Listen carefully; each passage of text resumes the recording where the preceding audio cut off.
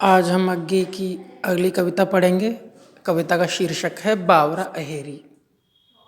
देखते हैं बावरा अहेरी। बावरा यानी पागल कह सकते हो, अहेरी यानी शिकारी, पागल शिकारी। ये पागल वो नहीं है जो पत्थर फेंकता है। कबीर भी बार बार कहते हैं, राम वियोगी ना जिवे, जिवे तो बौरा होए। राम के वियोग में आदमी जी नहीं सकता, कोई जिएगा तो बौरा होके जिएगा, पागल होके जिएगा। तो ये वही पागलपन है जो कबीर के यहाँ पे पागलपन था।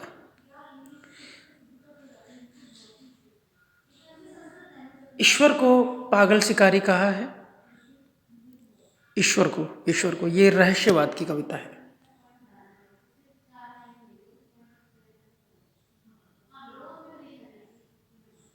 ये रहस्यवाद की कविता है। अज्ञेय के रहस्यवाद को रामविलास शर्मा कहते हैं नव रहस्यवाद।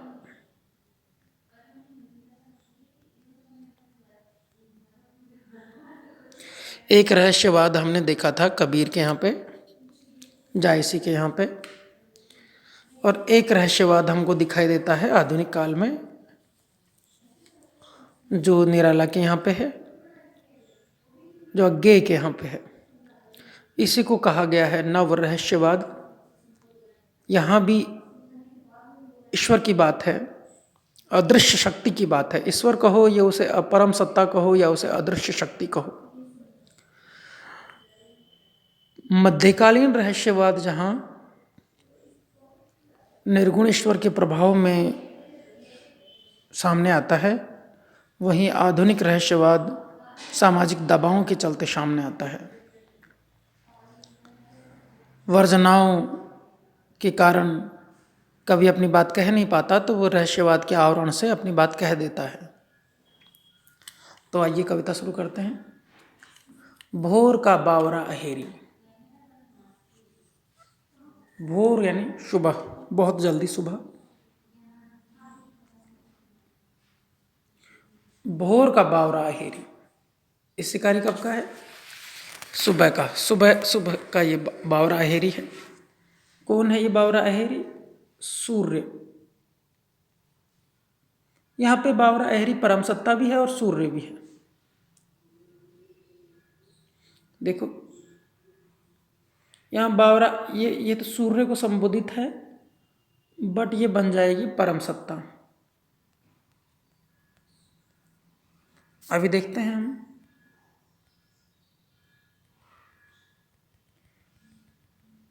एक मिनट। हाँ, सूर्य। सुबह का ये पागल सूर्य बावरा अहेरी, अहेरी यानी शिकारी, पहले बिछाता है आलोक की लाल लाल कनिया। आलोक यानी प्रकाश। तो ये सुबह का पागल शिकारी बावरा अहेरी पहले लाल लाल किरणें बिछाता है, पर जब खींचता है जाल को, ये लाल लाल किरणें सुबह फैला देता है सूरज अपनी, मानो ये किरणें नहीं है, मानो ये जाल हो। ये किरणें नहीं है, कनिया नहीं है, ये जाल है। ये किरणें क्या है? जाल है, सूरज का जाल है। बांध लेता है सभी को एक साथ। सूरज अपनी किरणें फैलाता है और किरणों में किसको बांध लेता है एक साथ? मानो ये शिकारी है और शिकारी अपना जाल फैलाता है और जाल फैला के पक्षियों को बांधता है। तो मानो ये शिकारी है सूरज, अपनी किरणों का जाल फैलाता है और बांध लेता है सबको एक साथ। किसको बांध लेता है? छोटी छोटी चिड़िया। सुबह सुबह कौन उड़ता है आसमान में? जो बंद है। देखो दो चीज़ें हैं, एक बांधना, किरणें क्या शिकारी का काम बांधना है, लेकिन ये सूरज वो शिकारी नहीं है जो जानवरों को बांधता है। परम सत्ता है, आज़ाद कर, इसके बांधने में भी आज़ादी है, स्वतंत्रता है। तो ये बांध लेता है इन चिड़ियाओं को, इन छोटी छोटी चिड़ियाओं को। मंझोले यानी छोटे कद के, परेवे यानी पक्षियों को, बड़े बड़े पक्षियों को, डैनो वाले, डील डोल वाले। डैनो यानी डैने बोलते हैं पंख को, पंख वाले। डील डोल वाले यानी बड़े बड़े, डोल के बेडोल उड़ने जहाज, हवाई जहाज़ों को बांध लेता है। यानी सुबह होते ही हवाई जहाज़ उड़ने लगते हैं। पहले के ज़माने में दिन में ही उड़ते थे। पक्षी, बड़े बड़े पक्षी, छोटे छोटे पक्षी जिनके छोटे छोटे पंख हैं, जिनके कद छोटे हैं, बड़े हैं, उन सभी को अपनी किरणों में बांध लेता है और सबको आज़ाद कर देता है।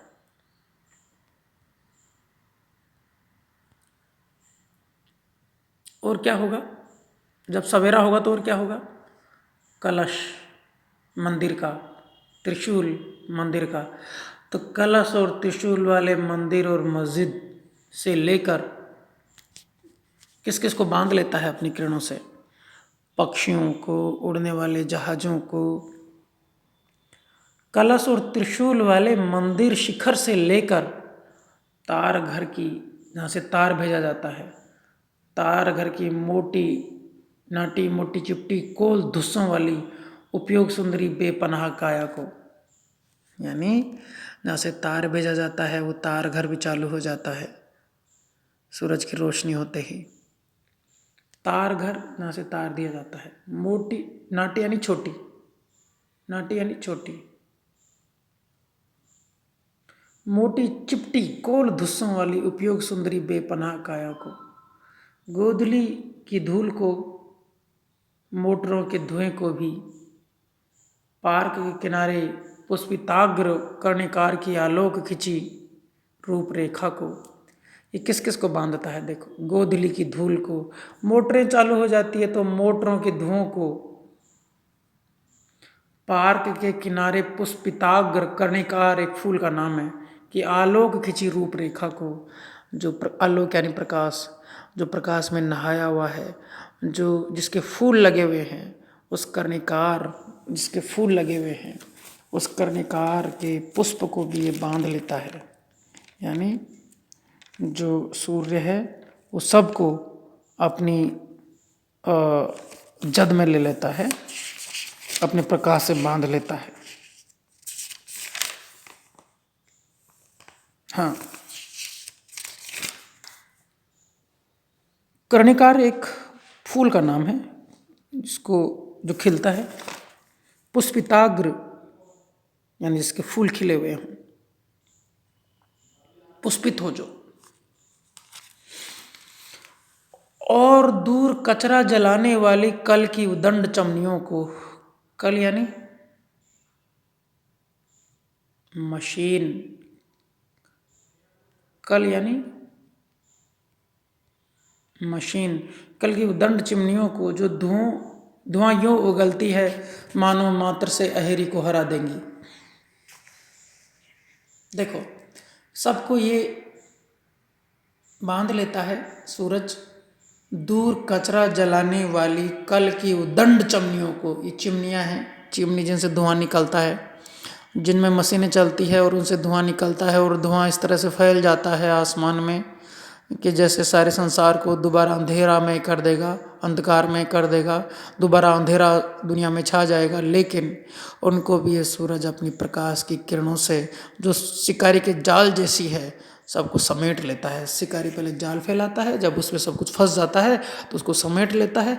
वैसे ही ये सूरज एक शिकारी है जो चारों तरफ ने किरणों का जाल फैला दिया है और सबको समेट ले रहा है। यानी सब उसके आगोश में आ गए हैं, उसकी जद में आ गए हैं, उसके कंट्रोल में आ गए हैं। तो ये मशीनें भी, कारखाने भी उसके कंट्रोल में हैं।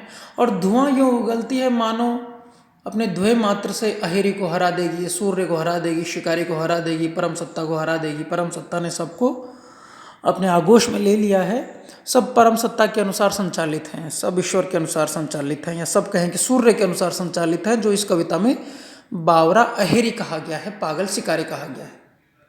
कुछ भी अवध्य नहीं तुझे, सबको मार देता है।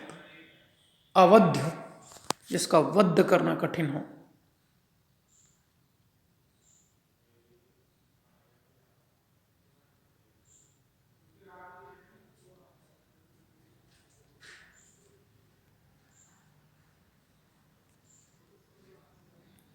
जिसका वध करना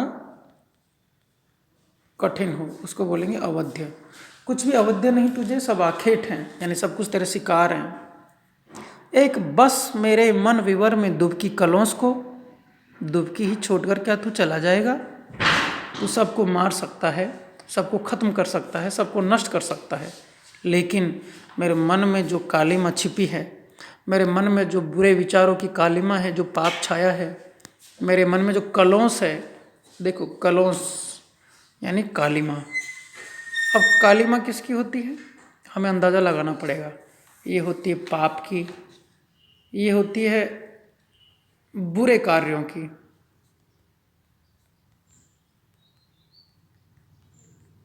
ये होती है बुरे कार्यों की। तू चला जाएगा?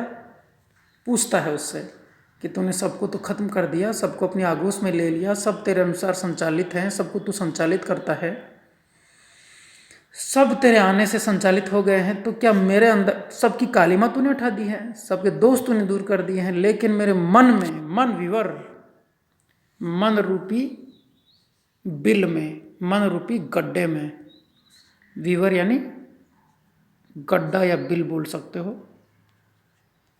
जैसे सांप का बिल होता है उसको सांप का विवर बोलते हैं, सर्प विवर। चूहे का भी बिल हो सकता है, और इसको आप गड्ढा भी बोल सकते हो, और बिल भी बोल सकते हो, और घर भी बोल सकते हो, लेकिन घर यहाँ उचित नहीं रहेगा, तो हम बोलेंगे मन रूपी गुफा भी बोल सकते हैं इसको। मेरे मन रूपी गुफा में जो कालिमा छिपी है, जो पाप और कर्मों की कालिमा है, बुरे विचारों की कालिमा है, क्या तू उसको दुबकी ही छोड़कर चला जाएगा? सवाल है सूर्य से, सवाल है परम सत्ता से और ईश्वर से। क्या ये जो मेरे अंदर कालिमा है बुरे विचारों की, रूढ़िवादिता की, क्या इसको तू छोड़कर चला जाएगा? जबकि तूने ऊपर देखा हमने किस किस को मुक्त कर दिया, पक्षियों से लेकर, मशीनों से लेकर, डाक घर से लेकर, ऊपर उड़ने वाले जहाज़ों से लेकर, सब मुक्त हो गए। ले मैं खोल देता हूँ कपाट सारे, मैं सारे कपाट खोल देता हूँ। कपाट यानी दरवाज़ा। दरवाज़ा उर्दू का वर्ड है, और कपाट हिंदी का है, और गेट अंग्रेजी का है। देखो, कपाट हिंदी में, दरवाज़ा उर्दू में, गेट हिंदी में। तो लो मैं खोल देता हूँ कपाट सारे, अपने मन के दरवाजे खोल देता हूँ, मन को खुला कर देता हूँ। अगर मन को खुला नहीं करेगा तो विचार कैसे आएंगे नए? तो लो मैं खोल देता हूँ कपाट सारे, मेरे इस खंडहर की शिरा शिरा छेद दे, मेरे इस खंडहर की, मन को बताया है इसने खंडहर, टूटा हुआ, भग्न, मन इसका सही नहीं है, खंडहर है, टूटा हुआ है।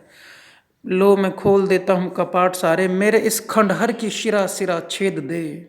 खंडहर देखा है आपने? पुराने ज़माने की कोई टूटी फूटी बिल्डिंग, ऐसा ही इसका मन है, और ये बोल रहा है कि तेरे प्रकाश से, तेरे आलोक से मेरे मन की एक एक सिरा को तो छेद दे, तोड़ दे, ध्वस्त कर दे। आगे की कविता पढ़ेंगे अगली क्लास में।